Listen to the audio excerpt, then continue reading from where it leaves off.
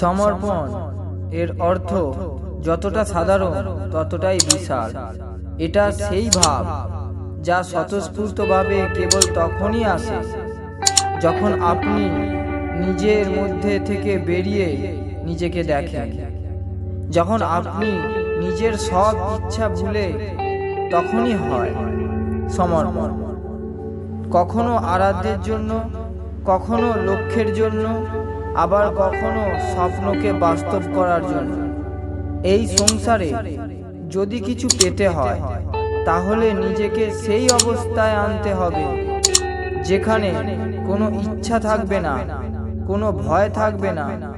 তখনই আপনি সম্পূর্ণ যোগ্য হয়ে উঠবেন আর আপনার আরাধ্যের কৃপা লাভ করবেন, আর আপনি লক্ষ্যের প্রসাদ লাভ করবেন।